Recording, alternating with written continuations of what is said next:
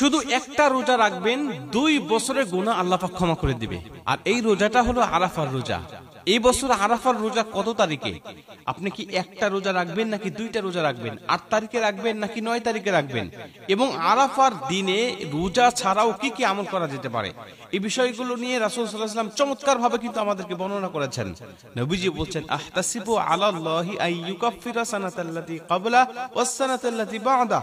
আমি নবীজি আশা করছি যদি কোনো ব্যক্তি আরাফার দিনে রোজা রাখতে পারে, আল্লাহ পাক তার আগের 1 বছর এবং পরের 1 বছর মোট 2 বছরের গুনাহ একেবারে ক্ষমা করে দিবে।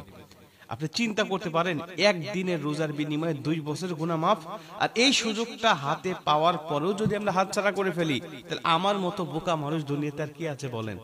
অতএব আমরা কিন্তু আরাফার দিনে কিন্তু আমরা রোজা রাখবো ইনশাআল্লাহ। এখন একটা রাখবেন নাকি 2টা রাখবেন, নাকি 8 তারিখ নাকি 9 তারিখ? আমরা জানি এটা নিয়ে মতানক্য আছে। কেউ কেউ বলেছেন হাজিরা যেদিন আরাফার ময়দানে উপস্থিত থাকবে, অর্থাৎ সৌদি আরবে যেদিন জিলহজ মাসের 9 তারিখ, ওই দিন আমাদের রোজা রাখতে হবে। কেউ কেউ বলেছেন না, যেহেতু চাঁদ দেখার উপরে তারিখটা নির্ধারিত, আরাফার ময়দানে উপস্থিত হওয়া মানে 9 তারিখেই তো তারা উপস্থিত হয়, অতএব আমার দেশে যেদিন 9 তারিখ হবে ওই দিন আমরা রোজা রাখবো আরাফার দিন হিসাবে। এটা নিয়ে যেহেতু মতানক্য আছে, আপনি চাইলে অবশ্যই যেদিন বাংলাদেশে 9 তারিখ ওই দিন রোজা রাখতে পারেন।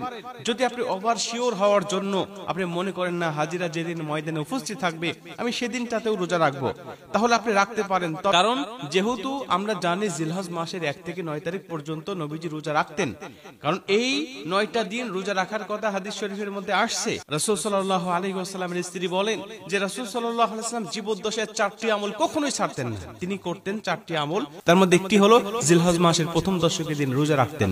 এটা তার জীবদ্দশায় কখনো ছাড়তে দেখি নাই।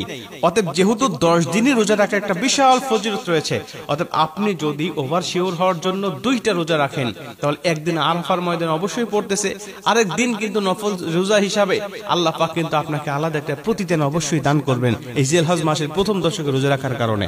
অতএব আপনি 2টা রোজা রাখবেন, এটা আমি আমার পক্ষ থেকে আপনাদেরকে সাজেস্ট করি। তাহলে আপনার জন্য ভালো হবে, আরাফার ময়দান ছুটে যাওয়ার কোনো সম্ভাবনা থাকবে না। যেহেতু মতানক্য রয়েছে, আমরা সন্দেহের দিকে যাব না, সন্দেহ মুক্ত ভাবেই আমরা আমলগুলো করার চেষ্টা করব ইনশাআল্লাহ। তাহলে আল্লাহ পাক অবশ্যই আমাদের আমলগুলোকে বিশুদ্ধভাবে কবুল করবেন। এটা হলো 1। 2 নম্বরে, আপনি এই দিনে রোজা ছাড়াও আর কি কি আমল করতে পারেন? নবীজি আমাদেরকে বলেছেন খৈরুদ দুআ দুআ ইয়াউমি আরাফা। আরাফার ময়দানের দোয়া, আরাফার দিনের দোয়া হলো সবচেয়ে বড় দোয়া। নবীজি একটা চমৎকার দোয়া শিখেছেন, লা ইলাহা ইল্লাল্লাহু ওয়াহদাহু লা শারীকা লাহু লাহুল মুলক ওয়া লাহুল হামদ ওয়া হুয়া আলা কুল্লি শাইইন কাদির। নবীজি বলেন এই দোয়াটা শুধু আমি নয়, আমার আগে যত নবী এসেছে সমস্ত নবী এই দোয়া করেছে, এবং এই দোয়া করলে আল্লাহ পাক তাদেরকে ক্ষমা করে দেয়। আমরা জানি হাজিরা আরাফার ময়দানে আরাফার দিন উপস্থিত থাকে। আমরা যারা হজে যেতে পারিনি, আমরা যারা বাহিরে আছি, আমাদের উচিত হবে আমরা রোজা রাখবো।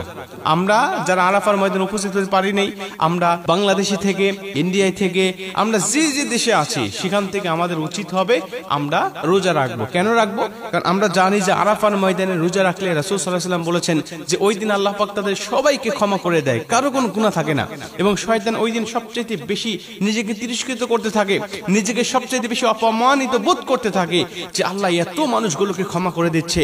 নবীজি বলেন ওই দিন তুমিও যদি রোজা রেখে এই দোয়াটা পাঠ করে এবং বেশি বেশি ইস্তেগফার পাঠ করে আল্লাহ পাকের কাছে ক্ষমা চাইতে পারো, তাহলে ওই আরাফার ময়দানে হাজিদের মতো আল্লাহ পাক তোমাকেও ক্ষমা করে দিবে, তোমার জীবনে গুনাহগুলোকেও আল্লাহ পাক মাফ করে দিবে। এজন্য আমরাও কিন্তু এই আমলটা করার চেষ্টা করব ইনশাআল্লাহ।